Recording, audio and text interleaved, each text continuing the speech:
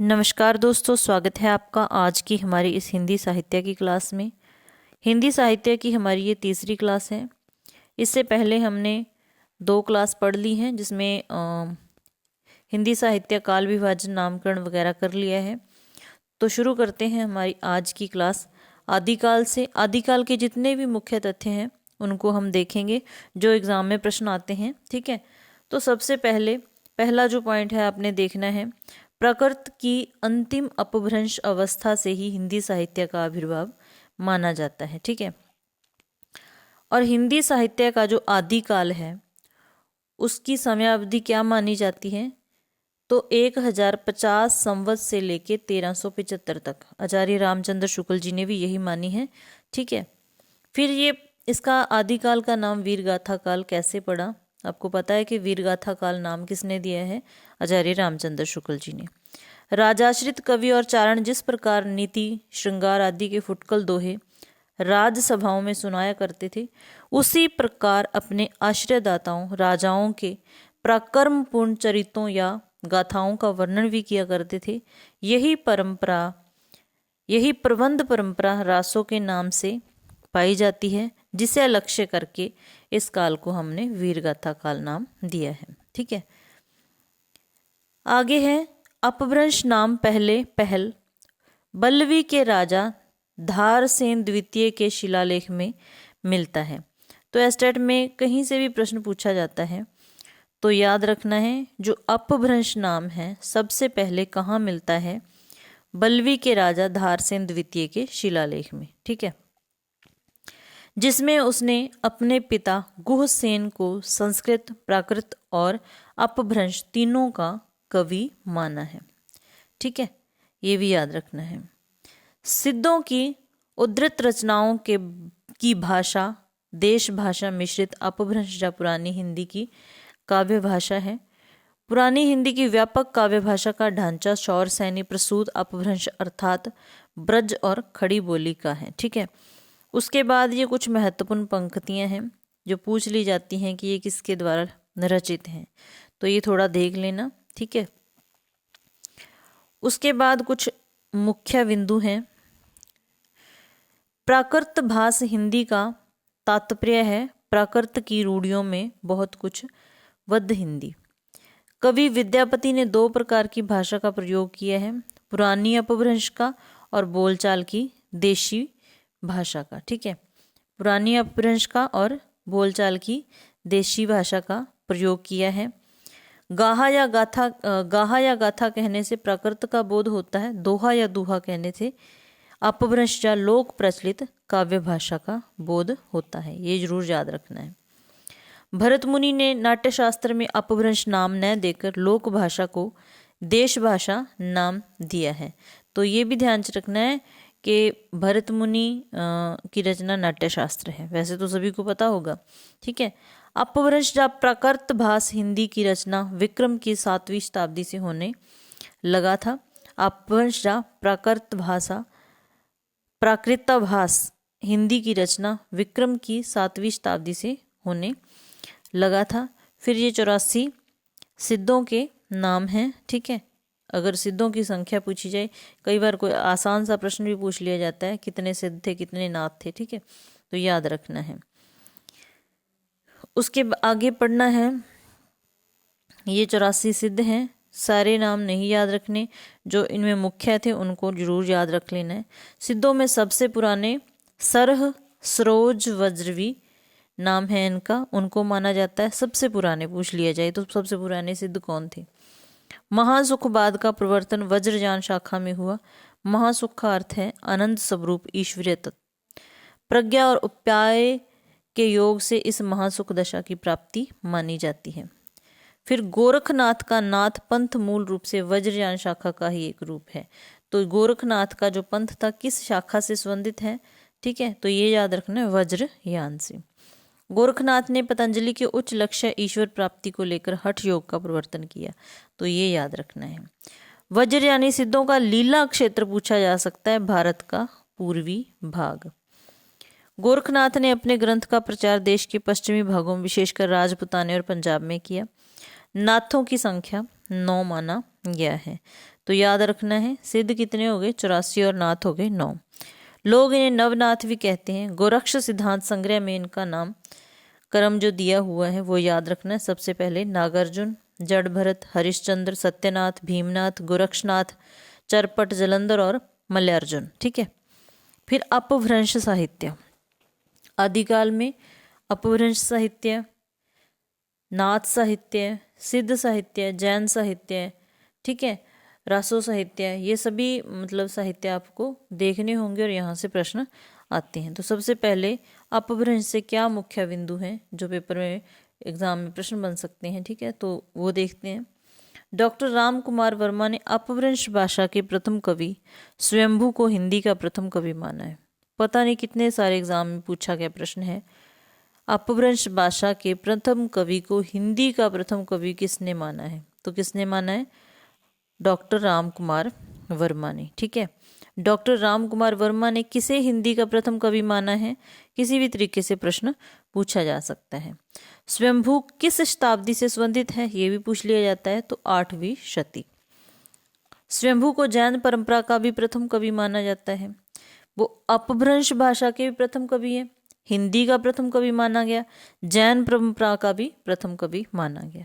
और स्वयंभू के ग्रंथ बहुत पूछे जाते हैं, पयुमचर्यु, रिठनेमीचर्यु और स्वयंभू छंद।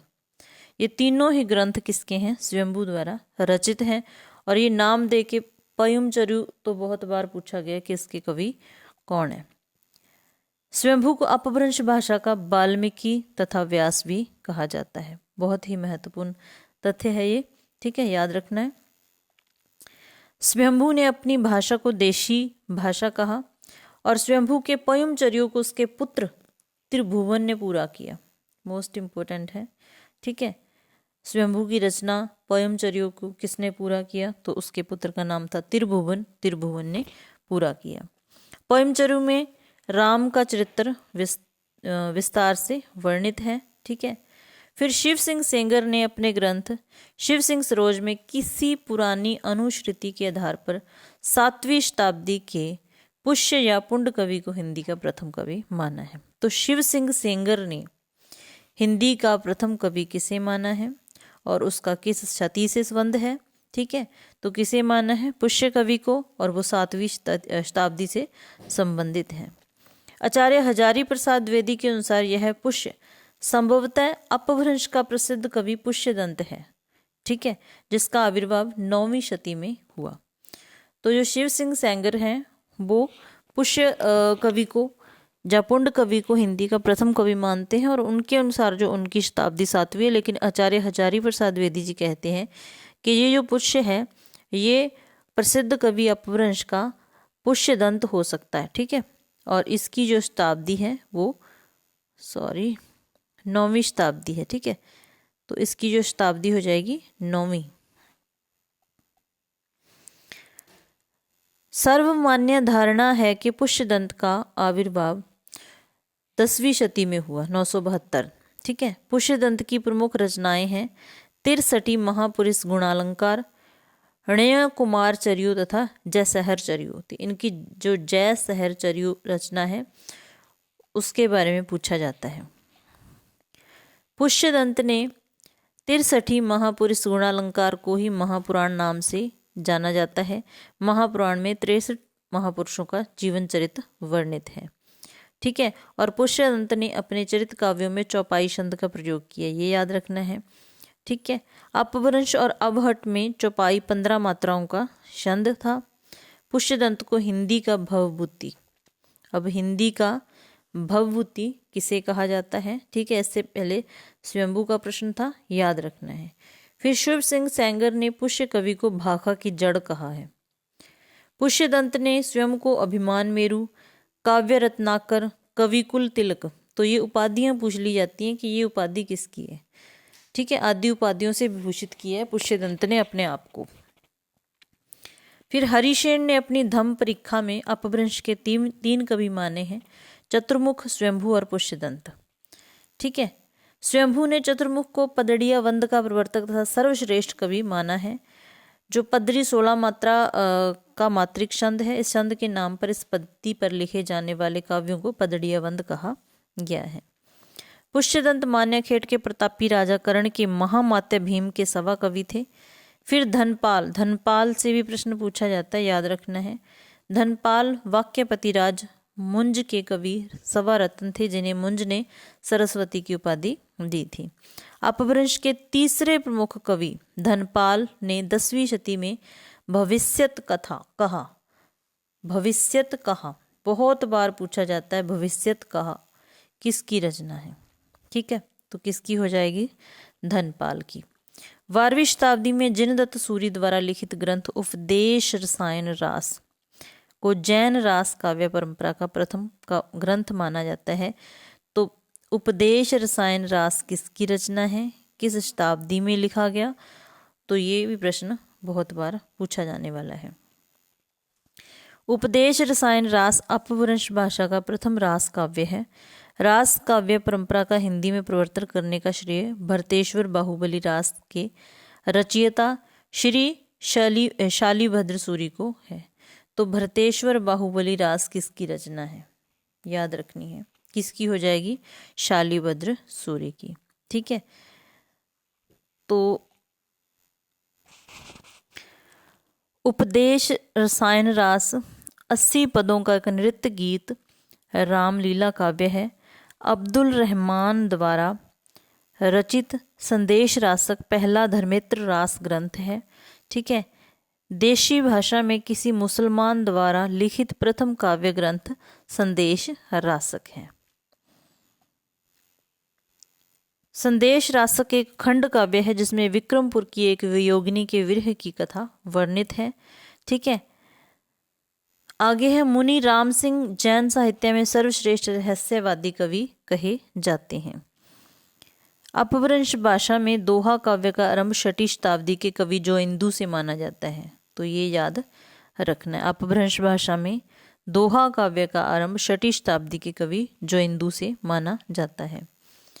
जोइंदू ने 2 पुस्तकों की रचना की है, परमात्म प्रकाश और योगसार। योगसार पूछा जाता है, ध्यान रखना है। जॉर्ज ग्रेसन ने आदिकाल के अंतर्गत 9 कवियों को शामिल किया है, जिसमें पुष्य कवि आते हैं कुमान सिंह, केदार, कुमारपाल, अनन्यदास, चंद्र, जगणिक, षाडंगर एवं जोध राज। ठीक है, मिश्र बंधुओं ने मिश्र बंधु विनोद में के प्रथम संस्करण में आरंभिक काल के अंतर्गत 19 कवियों को स्थान दिया है। तो ये सारे कवि हैं। ठीक है, उसके बाद यहाँ से प्रश्न बनते हैं। आचार्य रामचंद्र शुक्ल ने अपने इतिहास में आदिकालीन रचनाओं को 2 वर्गों में बांट दिया, एक अपभ्रंश की रचनाएं और एक देश भाषा की। तो यहाँ से जो रासो साहित्य है उसमें पूछा जाता है कि कौन सी रचना की भाषा अपभ्रंश है या देश भाषा है। तो अपभ्रंश की रचनाओं में विजयपाल रासो, हमीर रासो, कीर्तिलता और कीर्ति पताका। ठीक है, अपभ्रंश की रचनाओं में विजयपाल रासो, हमीर रासो, कीर्तिलता और कीर्ति पताका आ जाती हैं। और देश भाषा में खुमान रासो, वीसलदेव रासो, पृथ्वीराज रासो। ठीक है, जय चंद्र प्रकाश, जय मेंस, जय मयंक, जस चंद्रिका, परमाल रासो, खुसरो की पहेलियां और विद्यापति पदावली। तो ये रचनाएं आती हैं देश भाषा में। आचार्य हजारी प्रसाद द्विवेदी ने आदिकाल के अंतर्गत 9 कवियों को शामिल किया है। फिर हेमचंद्र गुजरात के सोलंकी राजा सिद्धराज जयसिंह और उनके भतीजे कुमारपाल के राजदरबार में रहते थे। आचार्य के व्याकरण का नाम सिद्ध हेमचंद्र शब्दानुशासन। तो हेमचंद्र की रचना है सिद्ध हेमचंद्र शब्दानुशासन। हेमचंद्र का व्याकरण सिद्ध हेम नाम से प्रसिद्ध हुआ। सिद्ध हेम में संस्कृत, प्राकृत और अपभ्रंश तीनों का समावेश किया गया। हेमचंद्र प्रसिद्ध जैन आचार्य थे और इनका जन्म 1088 में हुआ था। ठीक है, हेमचंद्र ने अन्य पुस्तकों का नाम हेमचंद्र की जो अन्य पुस्तकें हैं उनमें कुमारपाल चरित, योग शास्त्र, प्राकृत व्याकरण, छंदोनुशासन ये भी पूछी जाती है, देशी नाममाला कोश।